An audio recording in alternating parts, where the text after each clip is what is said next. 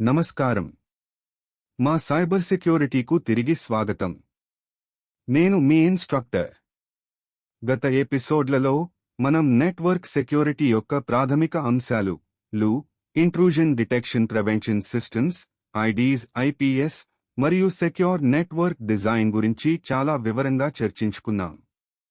Network security ఎంత కీలకమైనదో, మన digital ప్రపంచాన్ని ఎలా కాపాడుతుందో మీకు ఇప్పుడు స్పష్టంగా అర్థమైందని ఆశిస్తున్నాను. మనం ఇప్పటివరకు డిఫెన్సివ్ మెకానిజమ్స్ గురించి ఎక్కువగా మాట్లాడుకున్నాం. అంటే నెట్వర్క్లను ఎలా రక్షించుకోవాలి, అటాక్లను ఎలా అడ్డుకోవాలి అని. కానీ ఒక మంచి సైబర్ సెక్యూరిటీగా ఉండాలంటే అటాకర్లు ఎలా ఆలోచిస్తారు, వారు ఎలాంటి పద్ధతులను ఉపయోగిస్తారు అనేది కూడా మనకు తెలియాలి. శత్రువు యొక్క ప్లాన్లను అర్థం చేసుకుంటేనే మనం మరింత సమర్థవంతమైన రక్షణ వ్యూహాలను రూపొందించగలం. అందుకే ఈరోజు ఎపిసోడ్ 15లో మనం నెట్వర్క్ అటాక్స్ చీకటి కోణాలను పరిశీలించబోతున్నాం. ముఖ్యంగా స్నిఫింగ్, స్పూఫింగ్ మరియు మ్యాన్ ఇన్ ద మిడిల్ అటాక్ల గురించి లోతుగా తెలుసుకుందాం. ఈ అటాక్లు ఎలా పనిచేస్తాయి, వాటి వల్ల కలిగే నష్టాలు ఏమిటి మరియు వాటిని ఎలా గుర్తించాలి, నివారించాలి అనే అంశాలపై దృష్టి సారిద్దాం. ఈ ఎపిసోడ్ నెట్వర్క్ భద్రతపై మీ అవగాహనను మరింత పెంచుతుందని నేను ఖచ్చితంగా అనుకుంటున్నాను. కాబట్టి సిద్ధంగా ఉండండి. మనం ఈ నెట్వర్క్ అటాక్ల ప్రపంచంలోకి ప్రయాణం ప్రారంభిద్దాం. మనం నెట్వర్క్ అటాక్లను అర్థం చేసుకోవాలంటే నెట్వర్క్లు ఎలా పనిచేస్తాయో మళ్లీ ఒకసారి గుర్తు చేసుకోవడం చాలా అవసరం. మీరు ఇప్పటికే మా మునుపటి ఎపిసోడ్లలో ఓఎస్ఐ మోడల్ మరియు టీసీపీ/ఐపీ మోడల్ గురించి నేర్చుకున్నారు. ఇంటర్నెట్లో డేటా ఎలా ప్రయాణిస్తుందో ఈ మోడల్స్ వివరిస్తాయి. మన కంప్యూటర్ నుంచి ఇంకో కంప్యూటర్కు డేటా పంపినప్పుడు ఆ డేటా చిన్న చిన్న ముక్కలుగా విడిపోయి వాటిని మనం ప్యాకెట్స్ అని పిలుస్తాం. ఈలో కేవలం మనం పంపే సమాచారం మాత్రమే కాకుండా అది ఎక్కడి నుంచి వస్తుంది, సోర్స్ ఎక్కడికి వెళ్ళాలి, డెస్టినేషన్ ఏ ప్రోటోకాల్ ఉపయోగిస్తుంది వంటి ముఖ్యమైన వివరాలు ఉంటాయి. ప్రతి నెట్వర్క్ డివైస్ కు ఒక ప్రత్యేకమైన MAC address, media access control address ఉంటుంది. ఇది హార్డ్వేర్ లెవెల్ ఐడెంటిఫికేషన్ కోసం ఉపయోగపడుతుంది. ఇది మీ ఫోన్, కంప్యూటర్ లేదా ఏ ఇతర నెట్వర్క్ ఎనేబుల్డ్ డివైస్కైనా ఉండే ఒక ప్రత్యేకమైన ఫిజికల్ అడ్రస్ లాంటిది. అదేవిధంగా IP address, internet protocol address అనేది నెట్వర్క్లో లాజికల్ ఐడెంటిఫికేషన్ కోసం ఉపయోగపడుతుంది. ఇది ఇంటర్నెట్లో మీ డివైస్ యొక్క ఇంటి చిరునామా లాంటిది. రౌటర్స్ మరియు స్విచెస్ వంటి నెట్వర్క్ డివైస్లు ఈ MAC మరియు ఐపీల ఆధారంగానేను సరైన మార్గంలో పంపిస్తాయి. ఉదాహరణకు, మీరులో ఏదైనా సెర్చ్ చేసినప్పుడు మీ కంప్యూటర్ నుంచి గూగుల్ సర్వర్కు డేటా ప్యాకెట్స్ పంపబడతాయి. ఈ ప్యాకెట్స్ వివిధ రౌటర్స్ ద్వారా ప్రయాణించి చివరికి సరైన సర్వర్కు చేరుకుంటాయి. ఈ ప్రాథమిక అంశాలు మనకు ఎంత బాగా తెలిస్తే నెట్వర్క్ అటాక్లు ఎలా జరుగుతాయో అంత సులభంగా అర్థం చేసుకోవచ్చు. ఇప్పుడు మనం నెట్వర్క్ అటాక్ల ప్రాథమిక భావనలోకి వెళ్దాం. నెట్వర్క్ అటాక్లను ప్రధానంగా 2 రకాలుగా వర్గీకరించవచ్చు: పాసివ్ అటాక్స్ మరియు యాక్టివ్ అటాక్స్. వీటి మధ్య తేడాను అర్థం చేసుకోవడం చాలా ముఖ్యం. పాసివ్ అటాక్స్ అంటే అటాకర్ నెట్వర్క్ ట్రాఫిక్ను కేవలం వింటాడు లేదా పర్యవేక్షిస్తాడు, మానిటర్ చేస్తాడు, కానీ ఆ ట్రాఫిక్ను మార్చడు లేదా దానితో ఇంటరాక్ట్ అవ్వడు. ఇది ఒకరి సంభాషణను దొంగతనంగా వినడం లాంటిది. అటాకర్ కేవలం సమాచారాన్ని సేకరించడానికి ప్రయత్నిస్తాడు. ఉదాహరణకు, యూజర్ పేర్లు, పాస్వర్డ్లు, క్రెడిట్ కార్డ్ వివరాలు లేదా ఇతర సున్నితమైన డేటా. ఈ రకమైన అటాక్లను గుర్తించడం చాలా కష్టం, ఎందుకంటే అవి నెట్వర్క్లో ఎటువంటి మార్పులను చేయవు మరియు సాధారణ నెట్వర్క్ కార్యకలాపాలను ప్రభావితం చేయవు. ఈరోజు మనం చర్చించబోయే ప్యాకెట్ స్నిఫింగ్ ఒక పాసివ్ అటాక్కే ఉదాహరణ.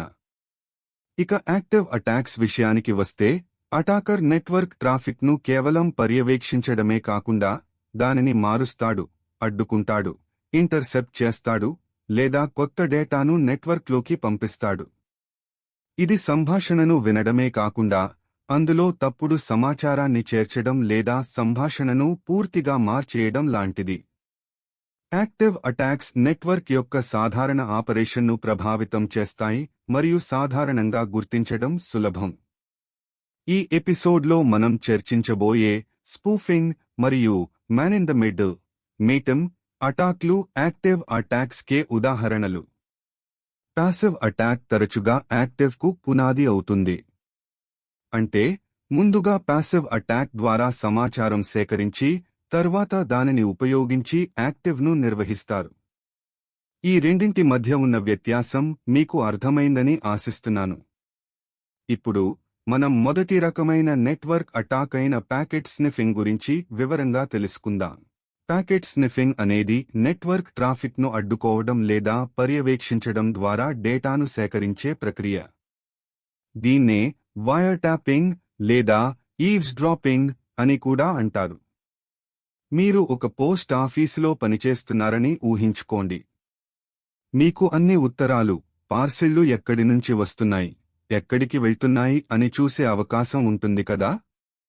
ప్యాకెట్ స్నిఫింగ్ కూడా అలాగే నెట్వర్క్లోని డేటాను చదవడం లాంటిది. అటాకర్లు నెట్వర్క్లోని డేటాను అడ్డుకోవడానికి, దానిలోని సున్నితమైన సమాచారాన్ని తెలుసుకోవడానికి ప్యాకెట్ స్నిఫర్స్ అనే సాఫ్ట్వేర్ లేదా హార్డ్వేర్ టూల్స్ను ఉపయోగిస్తారు. సాధారణంగా మన కంప్యూటర్ లేదా నెట్వర్క్ డివైస్ కేవలం దానికి ఉద్దేశించినను మాత్రమే ప్రాసెస్ చేస్తుంది, మిగిలినను విస్మరిస్తుంది. కానీ ఒక అటాకర్ తన network interface card NIC network interface card ను ప్రామిస్క్యూస్ మోడ్ లో ఉంచినప్పుడు అది నెట్వర్క్లో ప్రయాణించే అన్నిను క్యాప్చర్ చేస్తుంది, అది దానికి సంబంధించినవి కాకపోయినా సరే. ఉదాహరణకు, మీరు పబ్లిక్ వైఫై నెట్వర్క్లో ఉన్నప్పుడు ఒక అటాకర్ అదే నెట్వర్క్లో ఉండి ప్రామిస్క్యూస్లో ప్యాకెట్ స్నిఫింగ్ చేస్తే మీ డివైస్ పంపించే మరియు స్వీకరించే డేటాను చూడగలడు. ఇందులో మీరు లాగిన్ అయ్యే వెబ్సైట్ల యూజర్ పేర్లు, పాస్వర్డ్లు, మీరు పంపే ఇమెయిల్లు, మీరు చూసే వెబ్పేజీలు వంటివి ఉండవచ్చు.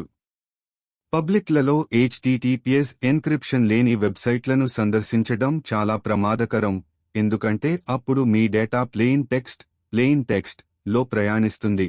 స్నిఫ్ చేసినట్లయితే అది సులభంగా చదవగలిగేలా ఉంటుంది. ప్యాకెట్ స్నిఫింగ్ చట్టబద్ధంగా నెట్వర్క్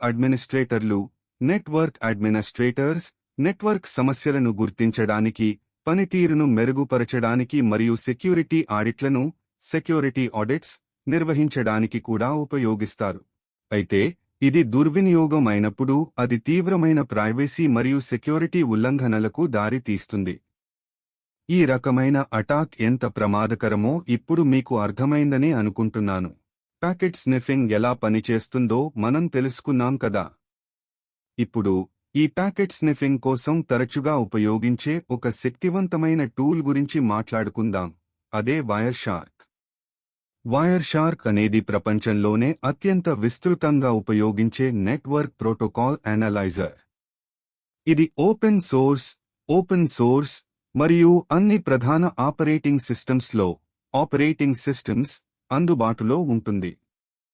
నువ్వు ఉపయోగించి నెట్వర్క్ అడ్మినిస్ట్రేటర్లు నెట్వర్క్ ట్రాఫిక్ను క్యాప్చర్ చేయవచ్చు, దానిని విశ్లేషించవచ్చు మరియు నెట్వర్క్ సమస్యలను పరిష్కరించవచ్చు. అటాకర్లు కూడా దీనిని ఇన్ఫర్మేషన్ గ్యాదరింగ్ కోసం ఉపయోగిస్తారు. వైర్ షార్క్ ఎలా పనిచేస్తుందో ఒక చిన్న డెమో ద్వారా వివరించడానికి ప్రయత్నిస్తాను.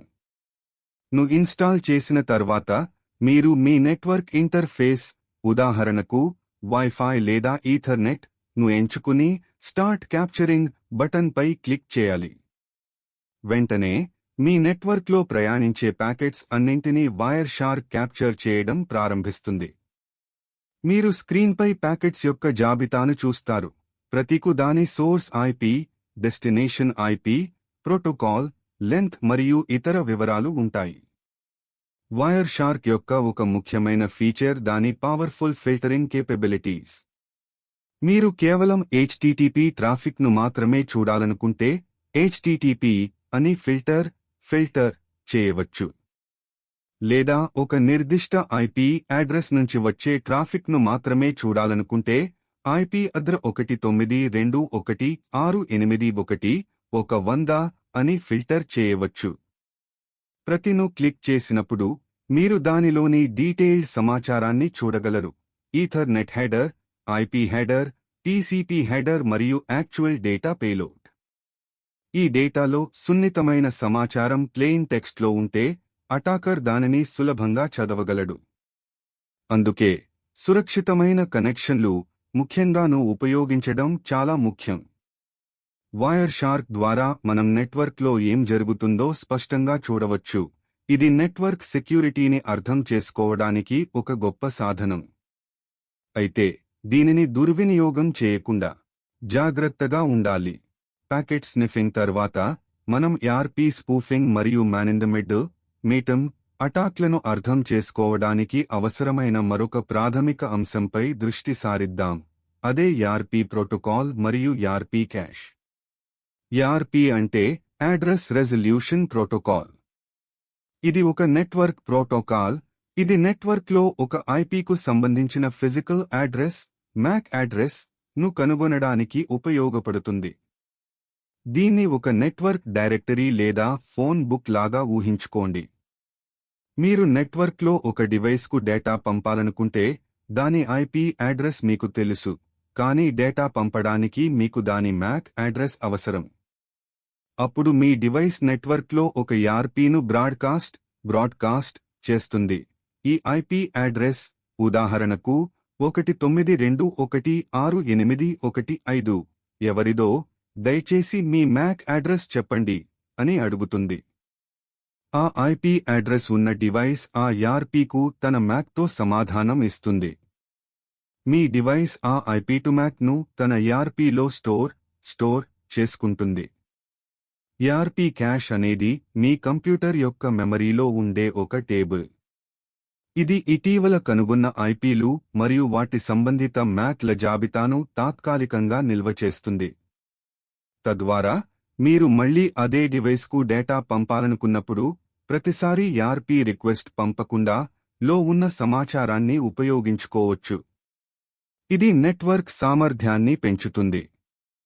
అయితే ఈఆర్పీ ప్రోటోకాల్ యొక్క ఒక పెద్ద బలహీనత ఏమిటంటే అది ఈఆర్పీను ధృవీకరించదు, ఆథెంటికేట్ చేయదు. అంటే ఒక ఈఆర్పీ రిప్లై నిజంగా సరైన డివైస్ నుంచే వస్తుందా లేదా అని అది తనిఖీ చేయదు. ఏ డివైస్ అయినా తప్పుడు ఈఆర్పీను పంపవచ్చు మరియు ఇతర డివైస్లు ఆ తప్పుడు సమాచారాన్ని తమ ఈఆర్పీలో స్టోర్ చేసుకుంటాయి. ఈ బలహీనతే ఈఆర్పీ స్పూఫింగ్ మరియు పాయిజనింగ్ అటాక్లకు దారి తీస్తుంది. ఇది నెట్వర్క్ భద్రతలో ఒక పెద్ద లోపం. ఇప్పుడు మనం నెట్వర్క్ అటాక్లలో చాలా సాధారణమైన మరియు ప్రమాదకరమైన ఒకదాన్ని గురించి చర్చిద్దాం, ఈఆర్పీ స్పూఫింగ్. దీన్నే ఈఆర్పీ పాయిజనింగ్ అని కూడా అంటారు. ఈఆర్పీ ప్రోటోకాల్ యొక్క బలహీనతను ఉపయోగించుకుని ఈ అటాక్ జరుగుతుంది. ఈఆర్పీ స్పూఫింగ్ అంటే ఒక అటాకర్ నెట్వర్క్లో తప్పుడు ఈఆర్పీను పంపడం ద్వారా ఇతర డివైస్ల ఈఆర్పీలను పాయిజన్ చేస్తాడు. దీనివల్ల నెట్వర్క్లోని డివైస్లు నిజమైన డివైస్ యొక్క మ్యాక్కు బదులుగా అటాకర్ యొక్క మ్యాక్ను నమ్ముతాయి. ఒక ఉదాహరణతో చూద్దాం. మీ కంప్యూటర్, ఈలీస్ మరియు మీ రౌటర్ ఒకే లోకల్ నెట్వర్క్లో ఉన్నాయని అనుకుందాం. ఈలీస్ రూటర్కు డేటా పంపాలనుకుంటుంది, కాబట్టి దానికి రూటర్ యొక్క మ్యాక్ అడ్రస్ అవసరం. సాధారణంగా ఈలీస్ ఈఆర్పీ రిక్వెస్ట్ పంపితే రూటర్ తన మ్యాక్తో ఈఆర్పీ రిప్లై ఇస్తుంది. కానీ ఈఆర్పీ స్పూఫింగ్ అటాక్లో అటాకర్ కు ఒక తప్పుడు ఈఆర్పీను పంపుతాడు. నేనే రూటర్, నా మ్యాక్ అడ్రస్ ఇది అని చెబుతాడు. అదే సమయంలో రూటర్కు కూడా ఒక తప్పుడు ఈఆర్పీ రిప్లై పంపుతాడు. నేనే ఈలీస్, నా మ్యాక్ అడ్రస్ ఇది అని చెబుతాడు. ఈ తప్పుడు ఈఆర్పీ రిప్లైస్ వల్ల ఈలీస్ తన ఈఆర్పీలో రూటర్ యొక్క ఐపీకు యొక్క మ్యాక్ను స్టోర్ చేసుకుంటుంది.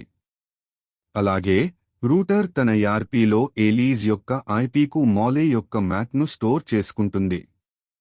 ఫలితంగా ఏలీస్ రూటర్కు పంపే ప్రతి డేటా ప్యాకెట్ ముందుగాకి వెళ్తుంది, ఆపై మోలై ఆను రూటర్కు పంపుతుంది. అదేవిధంగా రూటర్కు పంపే ప్రతి డేటా ప్యాకెట్ ముందుగాకి వెళ్లి ఆపైకు చేరుకుంటుంది. అంటే మోలై ఏలీస్ మరియు రూటర్ మధ్య ఒక మిడిల్ మ్యాన్ గా వ్యవహరిస్తున్నాడు. ఈ పరిస్థితిని man in the middle, MITM attack అని పిలుస్తారు. దీని గురించి మనం త్వరలో మరింత వివరంగా చర్చిస్తాం. ఈఆర్పీ స్పూఫింగ్ ద్వారా అటాకర్ ట్రాఫిక్ను ఈవ్స్ డ్రాప్ చేయడమే కాకుండా దానిని మోడిఫై చేయవచ్చు లేదా బ్లాక్ చేయవచ్చు. ఇది యూజర్ పేర్లు, పాస్వర్డ్లు, సెషన్ కుకీస్ వంటి సున్నితమైన సమాచారాన్ని దొంగిలించడానికి ఉపయోగపడుతుంది. ఈ అటాక్ యొక్క తీవ్రతను మీరు అర్థం చేసుకున్నారని ఆశిస్తున్నాను. మనం ఈఆర్పీ స్పూఫింగ్ గురించి మాట్లాడినప్పుడు అది మ్యాన్ ఇన్ ద మిడిల్, మీటమ్ అటాక్లకు ఎలా దారి తీస్తుందో చూశాం. ఇప్పుడు మిటమ్ అటాక్లను సాధారణంగా మరియు వివరంగా అర్థం చేసుకుందాం. Man in the middle, MITM attack అనేది ఒక రకమైన సైబర్టాక్. ఇందులో అటాకర్ రెండు కమ్యూనికేటింగ్ పార్టీస్ మధ్య రహస్యంగా చొరబడి వారి సంభాషణను ఇంటర్సెప్ట్ చేస్తాడు మరియు అవసరమైతే దానిని మోడిఫై చేస్తాడు. ఈ అటాక్లో అటాకర్ రెండు పార్టీలకు తాను అవతలి పార్టీనని నమ్మించి వారి మధ్య ఒక అదృశ్య వంతెనలాగా వ్యవహరిస్తాడు. ఫలితంగా కమ్యూనికేట్ చేసుకుంటున్న ఇద్దరు వ్యక్తులు తాము నేరుగా మాట్లాడుకుంటున్నామని అనుకుంటారు, కానీ నిజానికి వారి సంభాషణ మొత్తం అటాకర్ ద్వారా వెళుతుంది. దీన్ని ఒక అనాలాజికల్గా అర్థం చేసుకుందాం. ఏలీస్ మరియు బాబ్ ఇద్దరు వ్యక్తులు ఉన్నారని అనుకుందాం. వారు పరస్పరం ఉత్తరాలు పంపుకుంటున్నారు. సాధారణంగా ఏలీస్కు ఉత్తరం పంపితే అది నేరుగాకు చేరుతుంది. కానీ మీటమ్ అటాక్లో ఒక అటాకర్, మోలై, మధ్యలో దూరి ఏలీస్ నుంచి వచ్చే అన్ని ఉత్తరాలను ముందుగా తను అందుకుంటాడు, వాటిని చదువుతాడు, కావాలంటే వాటిని మారుస్తాడు, ఆపై వాటిని పంపుతాడు. అదేవిధంగా బాబ్ నుంచి వచ్చే ఉత్తరాలను కూడా మోలై అదేవిధంగా ఇంటర్సెప్ట్ చేస్తాడు. ఏలీస్ మరియు బాబ్ ఇద్దరికీ తాము నేరుగా కమ్యూనికేట్ చేసుకుంటున్నామని మాత్రమే తెలుసు, మధ్యలో మోలై ఉన్నాడని వారికి తెలియదు. ఈ మీటమ్ అటాక్ను ARP spoofing, DNS spoofing, SSL stripping వంటి వివిధ టెక్నిక్లను ఉపయోగించి చేయవచ్చు. ఈ అటాక్ల వల్ల యూజర్ పేర్లు, పాస్వర్డ్లు, ఫైనాన్షియల్ డేటా మరియు ఇతర సున్నితమైన సమాచారాన్ని దొంగిలించవచ్చు. అంతేకాకుండా అటాకర్ మాల్వేర్ ఇంజెక్ట్ చేయవచ్చు లేదా కమ్యూనికేషన్ యొక్క కంటెంట్ను మార్చవచ్చు. ఇది ఫిషింగ్ మరియు ఇతర సోషల్ ఇంజనీరింగ్ అటాక్లకు దారి తీస్తుంది. మీటమ్ అటాక్లు పబ్లిక్ వైఫై నెట్వర్క్లలో సర్వసాధారణంగా ఉంటాయి, ఎందుకంటే అవి సురక్షితంగా ఉండవు మరియు అటాకర్లు సులభంగా నెట్వర్క్లోకి ప్రవేశించగలరు. ఇది చాలా ప్రమాదకరమైన అటాక్. దీని నుంచి మనల్ని మనం ఎలా రక్షించుకోవాలి అనేది మనం తెలుసుకోవాలి. మ్యాన్ ఇన్ ద మిడిల్ అటాక్కు దారితీసే మరో ముఖ్యమైన టెక్నిక్ డిఎన్ఎస్ స్పూఫింగ్. డిఎన్ఎస్ అంటే డొమైన్ నేమ్ సిస్టమ్. ఇది ఇంటర్నెట్ యొక్క ఫోన్ బుక్ లాంటిది. మీరు వెబ్సైట్ను సందర్శించినప్పుడు మీరు దాని ఐపీను గుర్తుపెట్టుకోరు, బదులుగా మీరు google.com లేదా youtube.com వంటి పేరును టైప్ చేస్తారు. డిఎన్ఎస్ ఈ పేరును, డొమైన్ నేమ్, దాని సంబంధిత ఐపీకు ట్రాన్స్లేట్ చేస్తుంది, తద్వారా మీ కంప్యూటర్ ఆ సరైన సర్వర్కు కనెక్ట్ అవ్వగలదు. డిఎన్ఎస్ స్పూఫింగ్ అటాక్లో అటాకర్ ఈ డిఎన్ఎస్ రెజల్యూషన్ ప్రక్రియను తారుమారు చేస్తాడు. అంటే అటాకర్ ఒక లెజిటిమేట్ వెబ్సైట్ పేరును, ఉదాహరణకు yourbank.com, ఒక మలిషియస్ వెబ్సైట్ యొక్క ఐపీకు మారుస్తాడు. ఇది ఎలా జరుగుతుంది? అటాకర్ డిఎన్ఎస్ సర్వర్ను కాంప్రమైజ్ చేయవచ్చు, లేదా మీ కంప్యూటర్ యొక్క హోస్ట్స్ను మోడిఫై చేయవచ్చు, లేదా నెట్వర్క్లో తప్పుడు డిఎన్ఎస్ను పంపవచ్చు. ఈ అటాక్ విజయవంతమైనప్పుడు మీరు మీ బ్రౌజర్లో yourbank.com అని టైప్ చేస్తే మీ కంప్యూటర్ అటాకర్ యొక్క మలిషియస్ వెబ్సైట్ యొక్క ఐపీకు మళ్లించబడుతుంది. ఆ మలిషియస్ వెబ్సైట్ నిజమైన బ్యాంక్ వెబ్సైట్ లాగానే కనిపిస్తుంది. మీరు అక్కడ మీ యూజర్ పేరు మరియు పాస్వర్డ్ను ఎంటర్ చేస్తే అటాకర్ ఆ వివరాలను దొంగిలించి మీ బ్యాంక్ అకౌంట్ను యాక్సెస్ చేయగలడు. ఈ అటాక్ను ఫార్మింగ్ అని కూడా అంటారు. ఇది ఫిషింగ్ అటాక్స్ కంటే ప్రమాదకరమైనది, ఎందుకంటే మీరు వెబ్సైట్ను సరిగ్గానే టైప్ చేసినప్పటికీ మీరు తప్పు వెబ్సైట్కు మళ్లించబడతారు. డిఎన్ఎస్ స్పూఫింగ్ అటాక్లు సాధారణంగా SSL/TLSను కూడా బైపాస్ చేయగలవు. ఇది అటాకర్ మీను ఇంటర్సెప్ట్ చేసి మిమ్మల్ని సురక్షితం కాని వెబ్సైట్లకు దారి మళ్లించడానికి అనుమతిస్తుంది. దీనివల్ల చాలా తీవ్రమైన నష్టాలు జరుగుతాయి.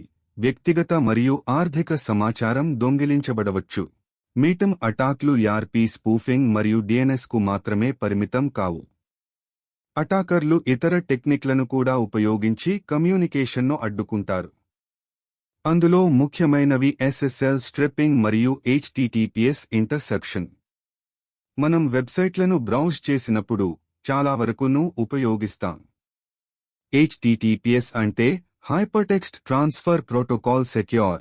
ఇదికు ఎన్క్రిప్షన్ను జోడిస్తుంది. ఉపయోగించినప్పుడు మీ బ్రౌజర్ మరియు వెబ్సైట్ సర్వర్ మధ్య డేటా ఎన్క్రిప్ట్ చేయబడుతుంది, అంటే అటాకర్ ప్యాకెట్ స్నిఫింగ్ చేసినా ఆ డేటాను చదవలేడు. కానీ SSL స్ట్రిప్పింగ్ అనేది ఒక రకమైన మీటమ్ అటాక్.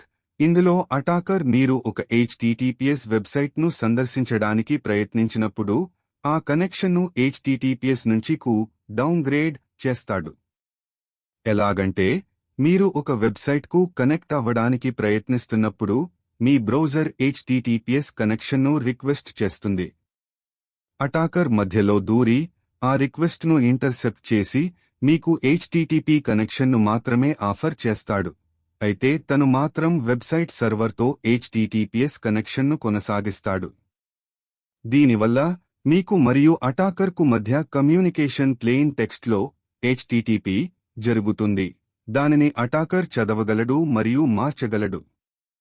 కానీ అటాకర్కు మరియు వెబ్సైట్ సర్వర్కు మధ్య కమ్యూనికేషన్లో జరుగుతుంది. మీరు మీ బ్రౌజర్లోకు బదులు HTTP అని చూస్తారు, కానీ చాలా మంది వినియోగదారులు దీనిని గమనించరు. ఈ అటాక్ వల్ల కూడా సెన్సిటివ్ డేటా దొంగిలించబడవచ్చు. HTTPS ఇంటర్సెప్షన్ అనేది మరొక అధునాతన మీటమ్ టెక్నిక్. దీనిలో అటాకర్ ఒక నకిలీ SSLను ఉపయోగిస్తాడు. మీరు ఒక HTTPS వెబ్సైట్ను సందర్శించినప్పుడు అటాకర్ తన సొంత ఫేక్ SSLతో మీకు కనెక్ట్ అవుతాడు. మీ బ్రౌజర్ ఆను నమ్మడానికి ఒక కారణం ఉండాలి. ఉదాహరణకు, మీ కంప్యూటర్లో అటాకర్ యొక్కను రూట్గా ఇన్స్టాల్ చేస్తే. ఇలాంటి అటాక్లు చాలా వరకు కార్పొరేట్ నెట్వర్క్లలో సెక్యూరిటీ మానిటరింగ్ కోసం చట్టబద్ధంగా ఉపయోగించబడతాయి, కానీ దుర్వినియోగం అయినప్పుడు తీవ్రమైన ప్రైవసీ సమస్యలకు దారి తీస్తాయి. ఈ మీటమ్ వేరియంట్స్ అటాకర్లకు ఎంత శక్తివంతమైన ఆయుధాలుగా మారతాయో మనం చూడవచ్చు. మనం ఇప్పటివరకు మీటమ్ అటాక్లు ఎలా పనిచేస్తాయో సైద్ధాంతికంగా చూశాం. ఇప్పుడు కొన్ని రియల్ వరల్డ్లను మరియు పబ్లిక్ వైఫై నెట్వర్క్లలో ఈ అటాక్లు ఎంత ప్రమాదకరమో చూద్దాం. 2011లో ఒక ప్రముఖ ఆన్లైన్ పేమెంట్ ప్రొవైడర్ అయిన దిగినోటర్ అనే సర్టిఫికేట్ అథారిటీ CA హ్యాక్ చేయబడింది. అటాకర్లు నకిలీ SSLను జారీ చేయగలిగారు. దీనివల్ల అటాకర్లు గూగుల్, ఫేస్బుక్ మరియు ఇతర సురక్షిత వెబ్సైట్ల కోసం మ్యాన్ ఇన్ ద మిడిల్ అటాక్లను నిర్వహించగలిగారు. లక్షలాది మంది వినియోగదారుల డేటా ప్రమాదంలో పడింది. ఈ ఇన్సిడెంట్ ప్రపంచవ్యాప్తంగా SSL సర్టిఫికేట్ భద్రత గురించి తీవ్రమైన ఆందోళనలను రేకెత్తించింది. మరొక ఉదాహరణ 2017లో దర్ఖోటెల్ అనే ఒక సైబర్ క్రైమ్ గ్రూప్ ఉన్నత స్థాయి ఎగ్జిక్యూటివ్లను లక్ష్యంగా చేసుకుని హోటల్ వైఫై నెట్వర్క్లలో మీటమ్ అటాక్లను ఉపయోగించింది. వారు హోటల్ నెట్వర్క్లను కాంప్రమైజ్ చేసి ఒక నిర్దిష్ట సాఫ్ట్వేర్ అప్డేట్ కోసం కనెక్ట్ అయినప్పుడు దాని ద్వారా మాల్వేర్ను ఇన్స్టాల్ చేశారు. ఈ అటాక్లు ప్రముఖ కంపెనీల నుంచి సెన్సిటివ్ను దొంగిలించడానికి ఉపయోగపడ్డాయి. ఇవన్నీ పక్కన పెడితే మన రోజువారీ జీవితంలో అత్యంత సాధారణ మీటమ్ ప్రమాదం పబ్లిక్ వైఫై నెట్వర్క్లు. మీరు ఒక కాఫీ షాప్లో ఎయిర్పోర్ట్లో లేదా మాల్లో ఉచితని ఉపయోగించినప్పుడు మీరు తెలియకుండానే మీటమ్ అటాక్కు గురయ్యే అవకాశం ఉంది. అటాకర్లు ఈ పబ్లిక్ వైఫై నెట్వర్క్లలో సులభంగా దూరి ఈఆర్పీ స్పూఫింగ్ లేదా డిఎన్ఎస్ను ఉపయోగించి మీ ట్రాఫిక్ను ఇంటర్సెప్ట్ చేయవచ్చు. ఎందుకంటే ఈ నెట్వర్క్లు సాధారణంగా ఎటువంటి బలమైన భద్రతా చర్యలు లేకుండా ఉంటాయి. మీ బ్యాంక్ లాగిన్ వివరాలు, ఇమెయిల్ పాస్వర్డ్లు, సోషల్ మీడియా అకౌంట్లు ఇలా ఏదైనా అటాకర్ చేతుల్లోకి వెళ్లవచ్చు. అందుకే పబ్లిక్లో sensitive activities, banking, online shopping చేయడం ఎప్పుడూ సురక్షితం కాదు. ఒకవేళ తప్పనిసరి అయితే విపిఎన్, వర్చువల్ ప్రైవేట్ నెట్వర్క్ ను ఉపయోగించడం చాలా ముఖ్యం. నెట్వర్క్ అటాక్లు ఎలా జరుగుతాయో మనం అర్థం చేసుకున్నాం. ఇప్పుడు వాటిని ఎలా గుర్తించాలి అనే దానిపై దృష్టి సారిద్దాం. గుర్తించడం అనేది నివారణకు మొదటి అడుగు. ప్యాకెట్ స్నిఫింగ్, ఈఆర్పీ స్పూఫింగ్, మీటమ్ అటాక్లను గుర్తించడానికి అనేక పద్ధతులు ఉన్నాయి. మొదటగా మీ నెట్వర్క్లో అనుమానాస్పదని పర్యవేక్షించడం. ఉదాహరణకు మీరు వైర్ షార్క్ వంటి టూల్స్ను ఉపయోగించి మీ నెట్వర్క్ ట్రాఫిక్ను ఆడిట్ చేయవచ్చు. మీ నెట్వర్క్ డివైస్ల యొక్క ఈఆర్పీను ఎప్పటికప్పుడు చెక్ చేయడం ఒక ముఖ్యమైన పద్ధతి.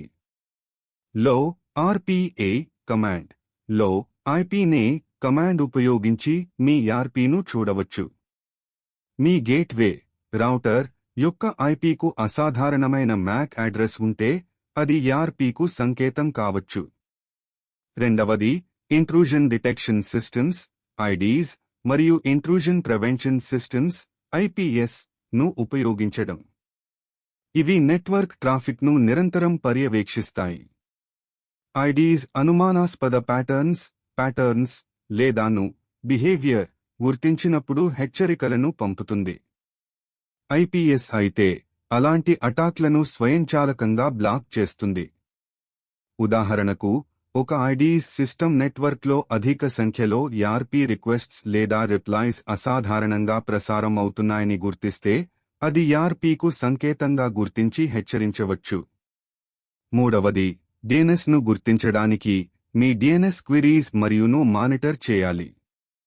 మీరు తరచుగా సందర్శించే వెబ్సైట్ల ఐపీలు అసాధారణంగా మారితే అది డిఎన్ఎస్కు సంకేతం కావచ్చు. అలాగే మీ బ్రౌజర్లో ఎస్ఎస్ఎల్ టిఎల్ఎస్ సర్టిఫికేట్ను ఎప్పుడూ విస్మరించవద్దు.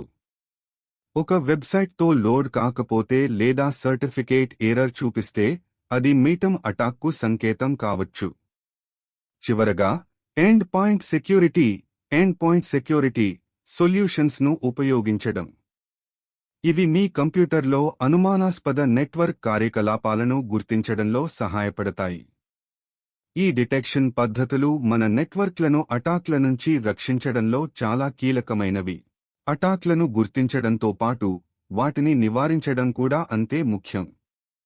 మనం ఈ నెట్వర్క్ అటాక్ల నుంచి మనల్ని మనం ఎలా రక్షించుకోవచ్చో చూద్దాం. మొదటి మరియు ముఖ్యమైన నివారణ మార్గం ఎల్లప్పుడూ సెక్యూర్ను ఉపయోగించడం. అంటే మీరు వెబ్సైట్లను బ్రౌజ్ చేసినప్పుడు URL HTTP తో కాకుండా HTTPS తో ప్రారంభమవుతుందో లేదో నిర్ధారించుకోండి.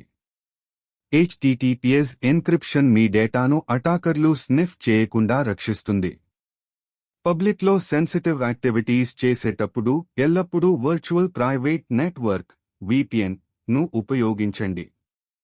VPN మీ ఇంటర్నెట్ ట్రాఫిక్ను ఎన్క్రిప్ట్ చేస్తుంది మరియు అటాకర్లు దానిని ఇంటర్సెప్ట్ చేసినా చదవలేరు. రెండవది ఈఆర్పీను నివారించడానికి స్టాటిక్ ఈఆర్పీను ఉపయోగించడం. ముఖ్యంగా రూటర్లు మరియు సర్వర్ల వంటి క్రిటికల్ డివైసెస్ కోసం వాటి ఈఆర్పీనుగా సెట్ చేయాలి.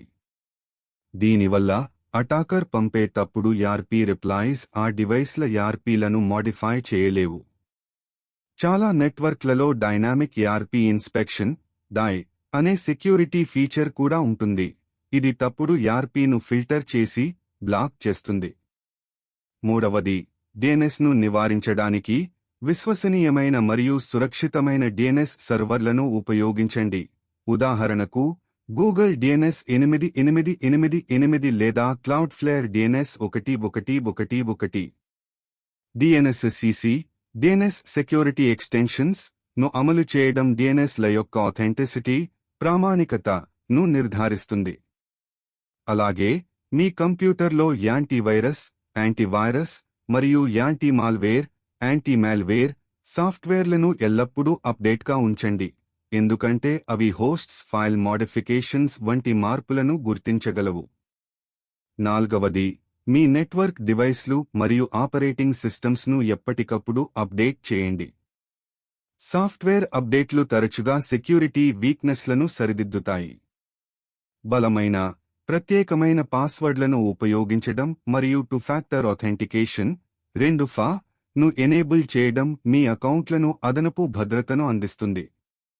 చివరిగా, నెట్వర్క్ విభజన, నెట్వర్క్ సెగ్మెంటేషన్ మరియు యాక్సెస్ను అమలు చేయడం ద్వారా అటాకర్లు నెట్వర్క్లో ఒక భాగం నుంచి మరొక భాగానికి వెళ్లకుండా నిరోధించవచ్చు.